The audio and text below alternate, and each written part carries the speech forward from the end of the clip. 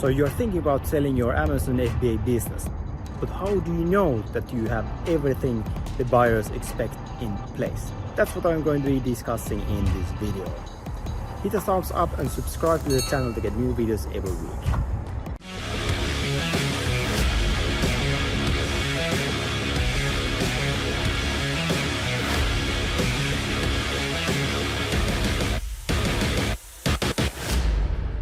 So topic is exit checklist. So getting your Amazon FBA business ready to be sold. So last week, we talked about how to evaluate an Amazon FBA business. And we talked about sellers' discretionary earnings and how to increase the valuation with ad packs. So those are the topics that we have already covered, but how do we actually know if we have everything that buyers want and have those things in place? So we realized that, okay, fine, we have a plan to, we want to sell our business, but how do we know that we have everything in all such things that the buyers actually expect? So, let's just make it simple and let's build a checklist to cover at least some of the things that we need to have in place. But first, and the key thing here is that, when you get in contact with the buyers, typically first thing the buyers will ask are your revenue and profit. And well, it depends on the, typically I would say it's a few years. But I've already seen cases where business has been less than 1 year old, or even 6-7 months. So it's not about time anymore. Okay, if you've been running for more than 2 years, then typically they just want 2 years worth of data. But if you've been running for 6 months, 1 year, then okay, that's what they're going to be asking for. Then additionally, revenue by products. And this means specifically the top products. So this is just for them to see that, okay, fine, you have 10 products, and typically there's the 80-20 rule, and we can see that, okay, there's actually 2 products that are bringing in majority of the revenue. So it's just about that, just to see that, okay, what are the hero products? Obviously, if you have one product only, then it's pretty simple, but typically it's a case that there we have multiple products. And then also revenue month by month, and this is done for the reason of seasonality, because if we only observe this say figures for 1 year, then we don't really are not able to see the seasonality. So when we have figures from month by month, we can see that, okay, fine, the last quarter is the biggest, but there's also a peak during spring and so on.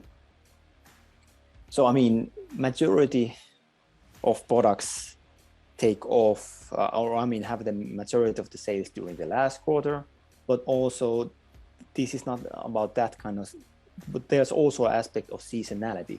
For example, maybe you have products that sell mostly during summer, or then again during winter, and so on. Then, okay, we need to have some stuff in place, like financials. So let's check it out. So first of all, we need to have books in order. So that means the profit and loss statement, balance sheet, cash flow statement, and discretionary expenses. So this is pretty self-evident, right? We need to just have reports regarding our business. Then typically, we want to have some kind of professional accountant who's running our books at least once a year, so that the numbers we have are actually done correctly. Then, I mean, at some point they are going to be asking like bank statements and so on. So we want to have clean bank accounts, meaning that we don't mix our personal funds with the company funds. Because if that's the case, then it's just gonna make things so messy. And then typically like tax returns. So, I mean, no matter where your legal entity is, then typically you will have like tax returns for each fiscal year. So that's one way how the numbers can be verified. Then different legalities. I mean, it's really important that we have trademark for the brand. I mean, also regarding selling on Amazon, that because having trademark for the brand, we get access to like Amazon brand registry features. So it's not enough to have this trademark, but also have this Amazon brand registry, because I mean, who wants to go through this process that, I mean, let's say that, okay, you buy this brand, buy this business, and they don't have any trademarks or anything like this, then that means that you need to do all this filing, and let's say that, oops, it doesn't pass. Then what then? Then it's a bit of a problematic thing. So typically, I mean, all buyers expect the brand to have trademark and Amazon brand registry. And well, this is optional, but I mean, typically, I mean, we can have trademarks for the product name and even search terms. That's actually what we have done. Now we have like trademark as some of the search terms regarding the product. But yeah, I mean, this is optional. This is just a nice to have, as well as is like patents as well. And patent as such, I mean, it sounds nice, right? Like it gives this impression that, hey, I mean, I have a patent, so nobody can compete with me and la-di-da. And you would assume, I mean, you could assume that just by having patent, it would like be really valuable for the buyer, but it's not really the case. In every single time, because it really depends. Okay, fine, like what kind of patent do you have, and what does it cover, and so those kind of things. I mean, it's definitely nice to have. So if you are able to get patents, then absolutely, I mean, get these patents, but it's not really such a must thing to have. And if it happens, and the value really depends on many different things. Then we need to have some kind of supplier agreements in place. So this means that, I mean, typically we already have this, like when we are ordering stuff from the supplier for longer periods. I mean, we have some kind of agreement made, and maybe we even have like exclusivity, if not for the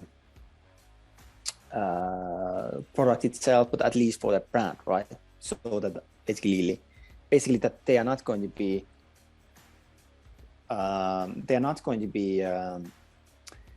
manufacturing these same products with your brand, right? So that's, I mean, it sounds obvious, but it definitely needs to be there. And another point is actually registering a trademark in China. So some buyers are really like really want to really emphasize this, so it can be part of their due diligence process. So that's something to consider, definitely getting these trademarks in China as well. I mean, typically we have it in US, Canada, Europe, but then also like in the country where you suppose where your supplier is. But yeah, I mean, past few weeks we already talked about expenses that are added back to the valuation. So I mean, net profit is the main thing that impacts the valuation. but we are able to add back some of the expenses back to the valuation, which then form this seller's discretionary earnings. So SDE. So I mean, the formula for SDE is net profit plus add backs. So that really means that we just remove these expenses from the TTM. So this is like trailing 12 months period. So that means that we already, before starting to have these discussions with the buyers, I mean, we should already have a clear understanding of our expenses, because most of the time that's the first question. I mean, that's some of the questions they ask in the beginning, and the reasons why they ask to see these like expenses. It's basically so that they can understand better, like what is the price that they're going to be have to be paying for the business. So that means that they need to have this in order to calculate the SDE. So that's why it's we need to have that in place. But yeah, I mean, even before like starting any of the process, we need to come up with some kind of exit strategy and exit plan. So I mean, let's ask ourselves, like, okay, fine, what is our exit plan? And maybe you asked, okay, what does it mean? Well, it means that, okay, do you want to sell everything? Meaning that you have zero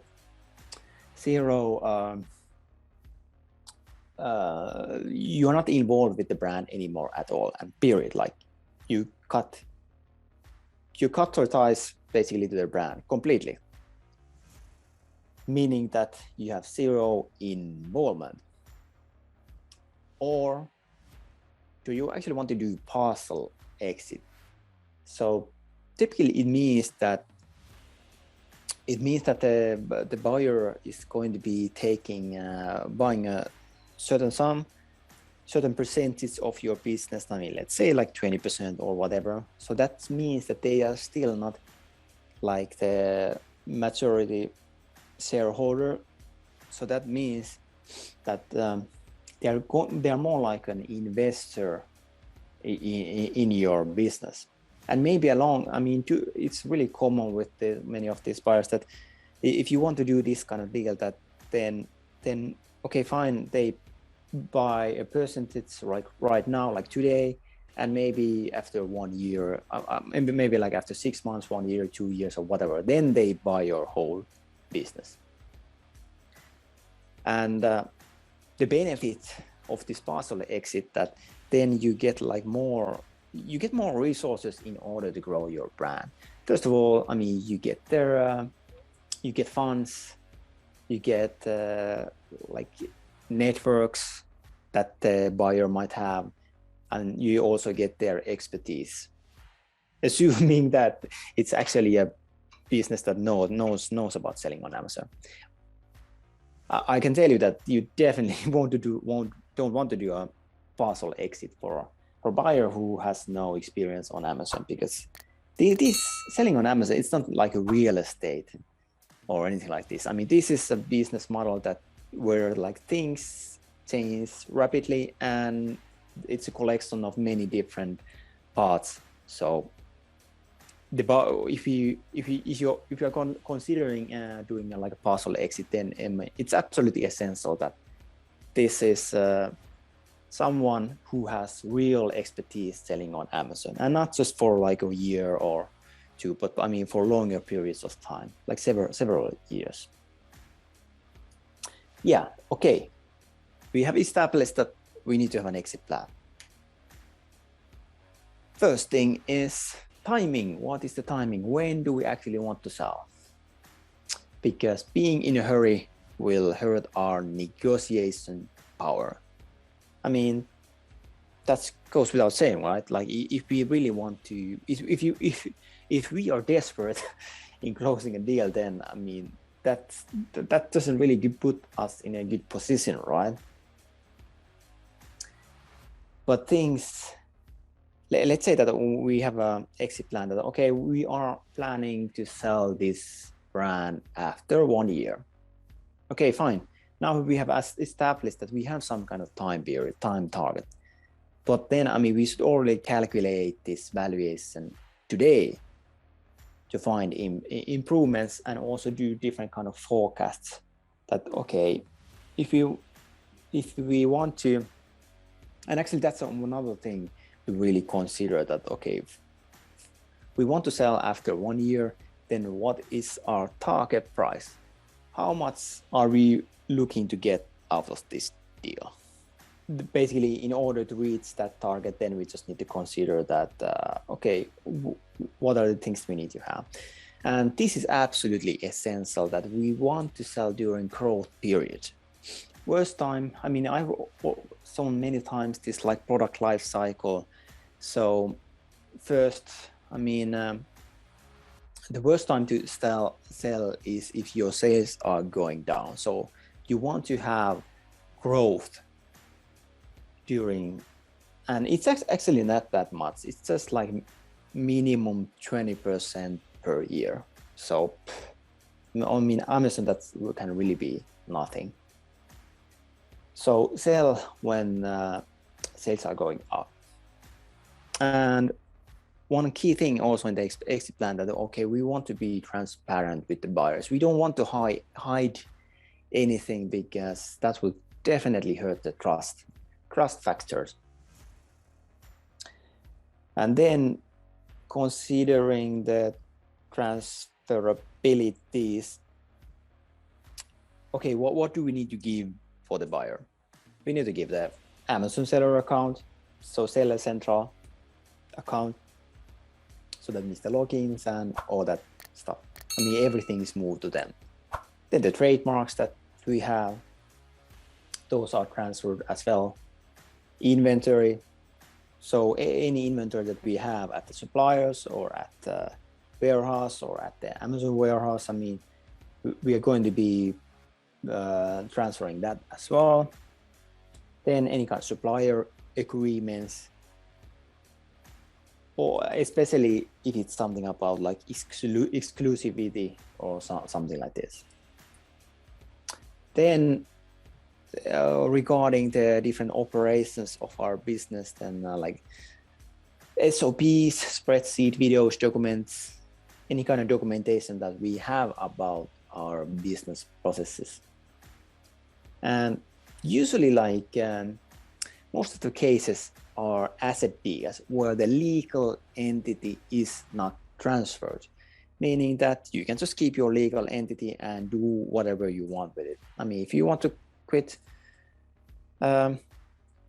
your, I mean, shut it down and retire completely, then basically, you know, I mean, then you basically need to shut down the company if you want, if that's what you want.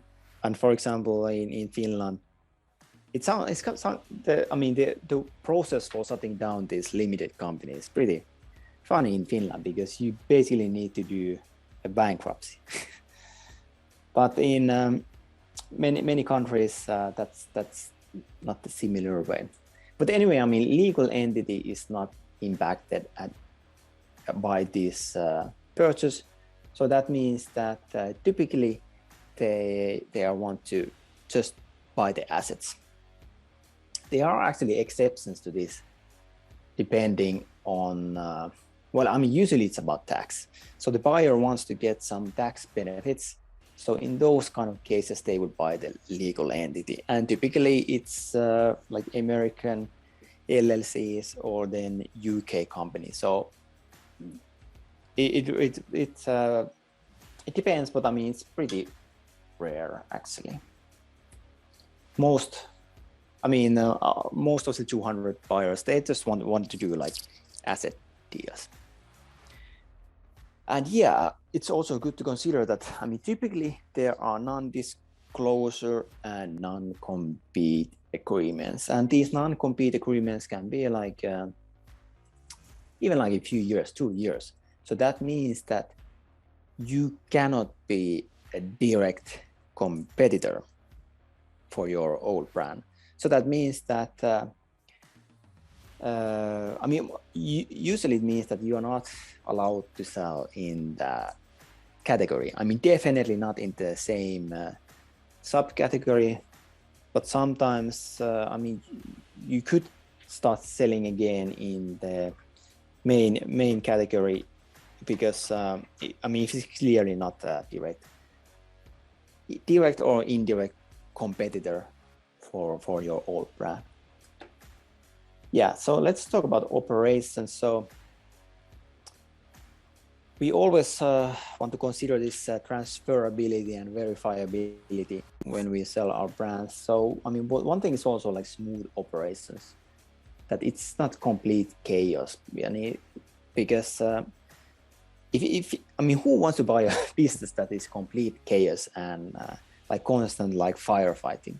Nobody wants to buy a business like this. So that's why like buyers expect to have see these smooth operations, and that's why also we provide you so many different tools that you can utilize in order to build like smooth operations in your business. So that means different systems and different documentation and all that stuff. Then reliable supply chain. So that just means that you are able to consistently get good quality from the supplier. I mean, there can be many suppliers, but main thing is that it's easy to like get more stock, buy more inventory, and there's not a huge hassle with defects or returns or anything like this.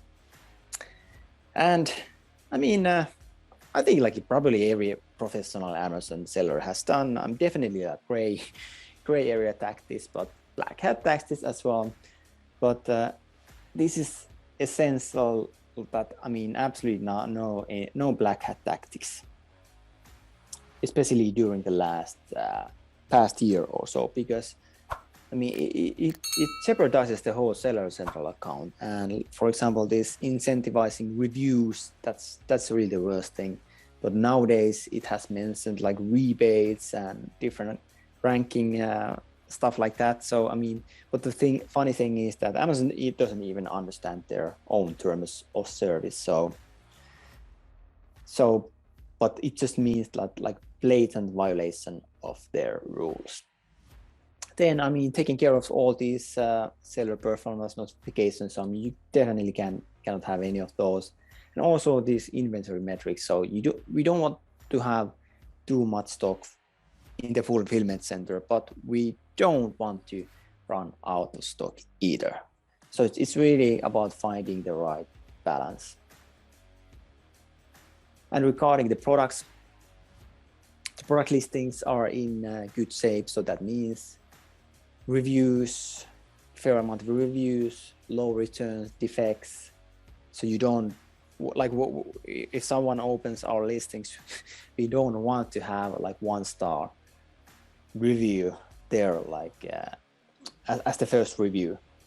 So we need to have a well-optimized listing, and same thing like applies to, I mean, this is something that we should be doing anyway, right?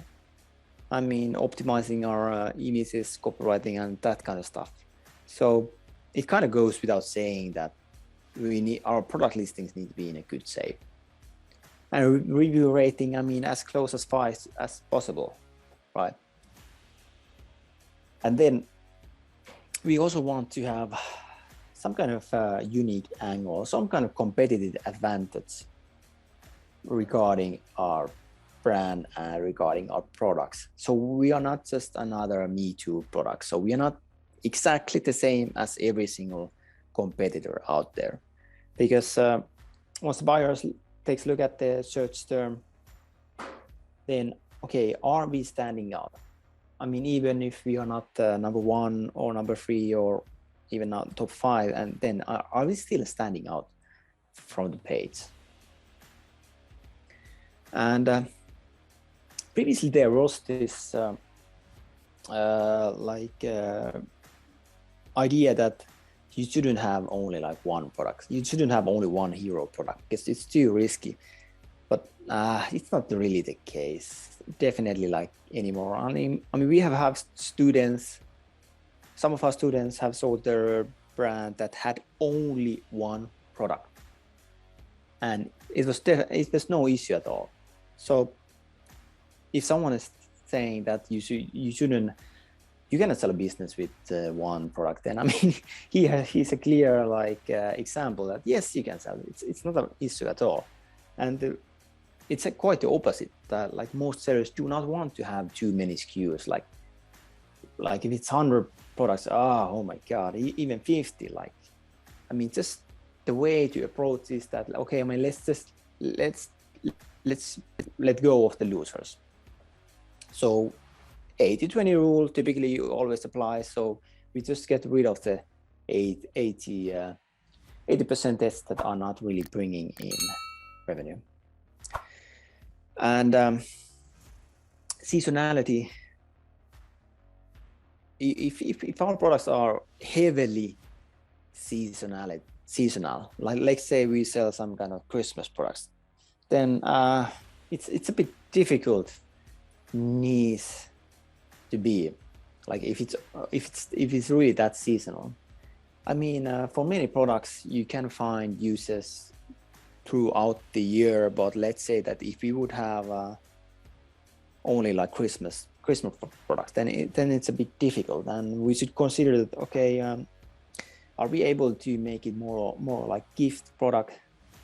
So it's not only a gift for Christmas, maybe it could be a gift like all year round. So can we do something regarding the product?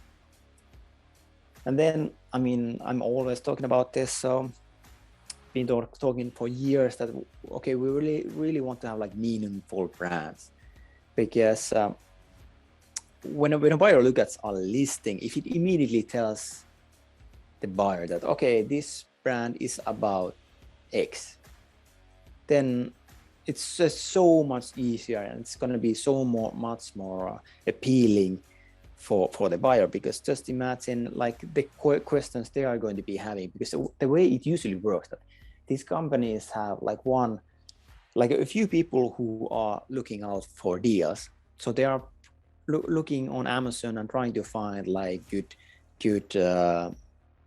brands to buy. And I mean, they are working with brokers as well, and they're getting like offers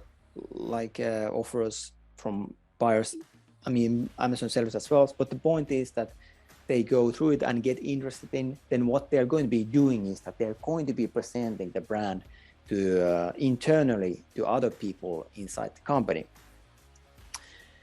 I mean, to ask them that is this something that we want to move forward with, and actually contact these people.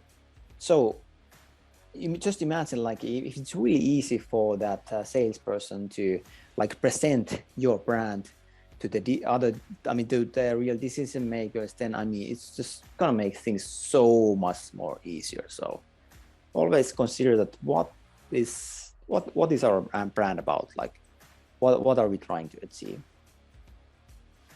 Then one more advice, final advice, that is actually the most important advice. Set emotions aside. So, I mean, these are basically our babies. I mean, we have been nurturing these, like creating these from nothing and actually build it to like a real business. So it can feel a bit emotional and difficult letting go of our like brands. But in the buying process, it's super important that we just set emotions aside and just consider that what else could you be doing than just working on your Amazon brand. If there's like some other things to do, then I mean, you shouldn't get like tied and too emotionally attached to the brands. No, I mean, just set emotions aside. Like if you want to sell, then just sell it, and just also decide that okay, I mean, I'm in this process right now. I have this exit plan, And during the exit strategy, exit plan, I'm not going to be emotionally attached anymore, because I have made the decision already that I'm going to be selling my brand. That's it pretty much.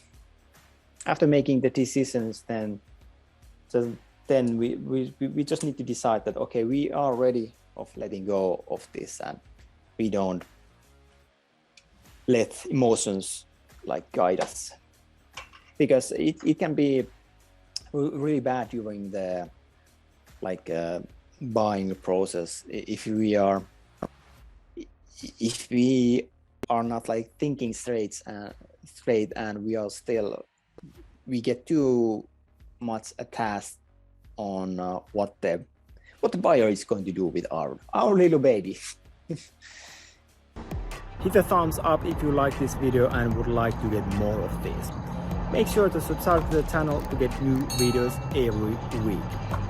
If you need any help in selling on Amazon, on building your team, or basically making your business ready to be sold, then make sure to join my free Facebook group, where you can find a lot of different resources for free. See you there.